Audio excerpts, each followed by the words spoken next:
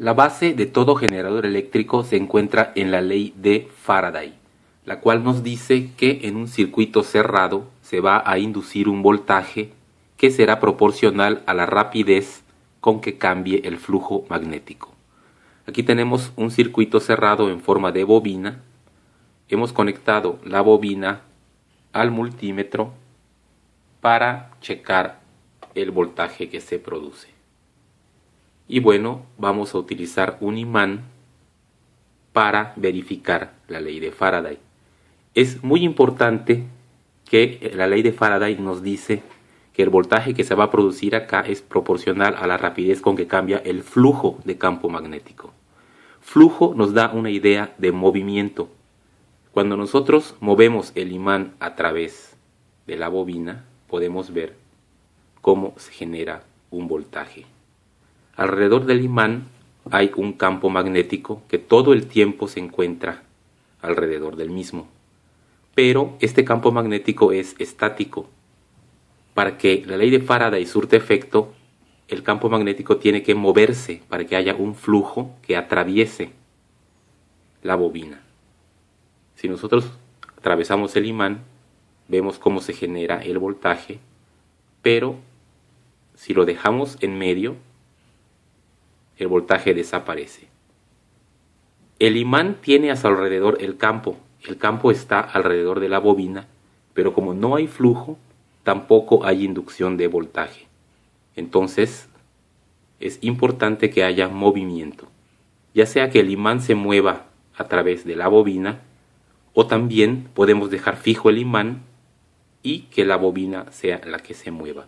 El efecto es el mismo, debe haber un movimiento relativo entre la bobina y el imán. Según lo que acabamos de ver, entonces, para hacer un generador eléctrico necesitamos tener una bobina y un campo magnético en movimiento que corte las espiras de la bobina. Podemos usar un imán y, por ejemplo, ponerlo en rotación al interior de la bobina. Tendremos un campo magnético rotatorio, el cual estará cortando las espiras y produciendo un voltaje en las terminales de nuestra bobina. Aquí ya hemos montado el imán sobre el eje de este pequeño motor eléctrico para hacerlo girar con mayor rapidez. Veamos cómo funciona. Conectamos el multímetro a las salidas de la bobina. Podemos ver cómo al girar el imán manualmente se obtiene un pequeño voltaje. Y ahora vamos a hacerlo girar conectando el motor eléctrico a esta pequeña batería. Y veamos qué voltaje genera nuestro generador casero. Obtenemos un poco más de 1.5 volts de corriente alterna. El hecho de obtener corriente alterna o directa dependerá de la forma en que se recolecta el voltaje de la bobina o bobinas, como veremos ahora. En el generador de corriente alterna tenemos un par de imanes, los cuales generan un campo magnético, dentro del cual hay una bobina en rotación. Cada uno de los extremos de la bobina está conectado a un anillo conductor. Tenemos además un par de escobillas, las cuales recolectan la electricidad que produce la bobina. Dado que la bobina está en rotación, cada vez que gira, invierte el sentido de la corriente, de manera que obtenemos corriente alterna a la salida del generador.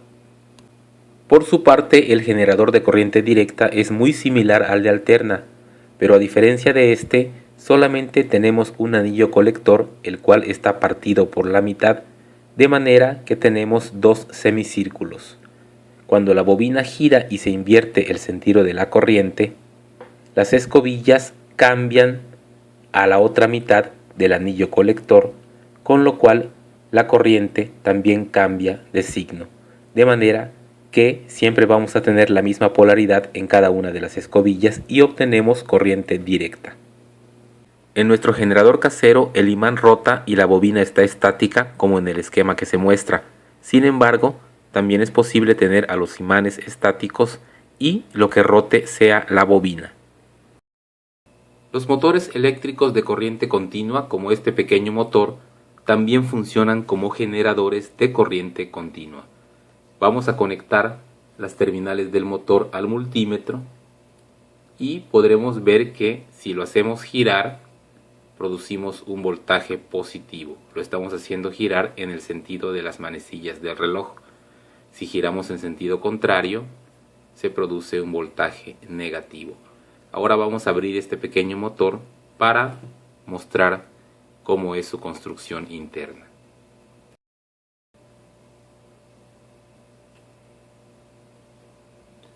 Vamos a ver en el interior del motor. Tenemos en primer lugar el embobinado. Aquí tenemos, este motor tiene 3 bobinas, que es donde se produce la energía eléctrica al cortar el campo magnético de los imanes que están aquí adentro. Este motor o generador, depende cómo lo usemos, tiene los imanes estáticos y lo que gira son las bobinas. Y en esta parte de aquí podemos apreciar, aquí tenemos las 2 escobillas que son las que recolectan la corriente de las bobinas. Aquí tenemos los anillos colectores, son muy pequeños para apreciarse, pero ahora les voy a enseñar otro motor en donde se aprecia mejor. Aquí tenemos este que es más grande. Podemos ver que el anillo colector está formado de muchas partes, no son únicamente 2 como en el esquema que vimos, porque este motor tiene muchas bobinas. Por cada bobina vamos a tener un par de terminales colectoras. A este conjunto de terminales colectoras se le conoce como el conmutador. Y por supuesto, para que nosotros podamos obtener energía eléctrica de un generador, será necesario mover el eje de alguna manera.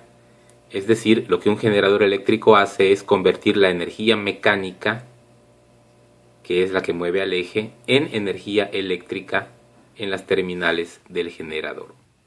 La energía que mueve al generador puede provenir de diversas fuentes.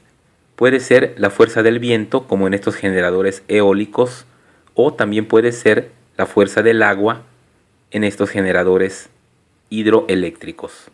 También podemos quemar algún tipo de combustible para producir vapor, el cual mueve a una turbina de vapor que a su vez mueve el eje del generador.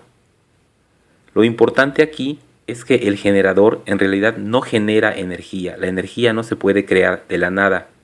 Lo que el generador hace es convertir energía mecánica en energía eléctrica. Pero siempre debemos proveer energía al generador para convertirla en energía eléctrica.